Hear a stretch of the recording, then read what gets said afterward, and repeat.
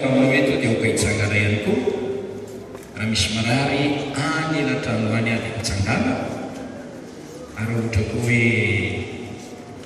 misy olona ny angavenao mba hoentina mba afaka dia mitsangana ary izay rehetra dia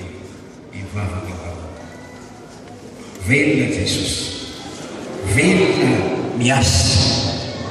Ary hoy soratra masina hoe niara-niasa tamin'izy ireo izy ka nanamarina ny teny tamin'ny famantarana sy ny fagatana. Dia hitanao fa ho hamarin'ny tompo ny finoanao ny dikapoka taminy izay voambara hoe nentiny tamin'izany ny retinao ary no dikapoka taminy sitrananao, dikapoka taminy nanasitranananao. Vavaka ao ambarary isika ray eo teranao izay mankalaza no fonona irehetra omenao tombontsoa izay andreny teninao, omenao ty fandarana mahafinaritra ity nanangananao ireny zanakao na zanakao vavy niteranao teo anivon'ny fiangonana mitoro ny voninahitrao izy ireny manambara ny mampanjakany mendrika ho derainanao amin'ity fotoana ity dia mangataka aminao zay anisoanao le reto mandoza amin'ny marary rehetra aretin'iny na aretin'iny tena miana ny tena zay marary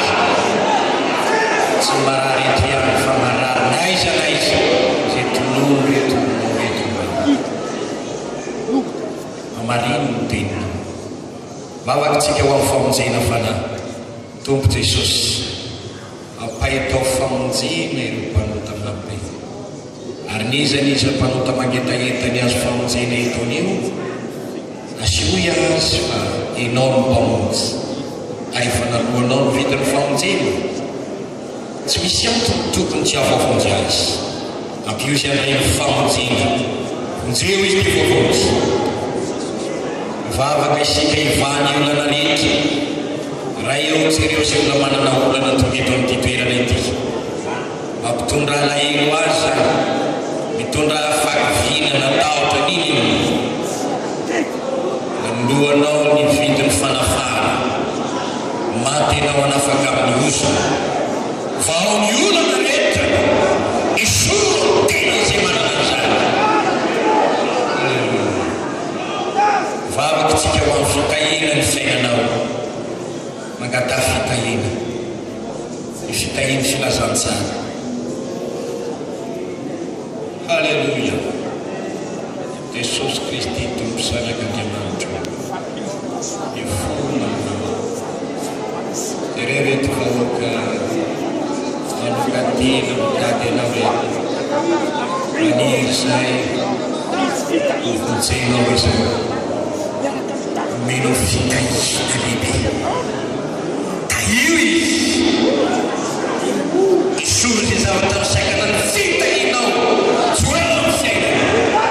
ty tena iala ireny ty teny fitahinao amin'isam-batana ianao Jehovah-Andriamanitra tamantsoro zay mazoto mitady ianao ataovy mpandresy ny tsiraray avy ny anaran'i Jesosy. Amen.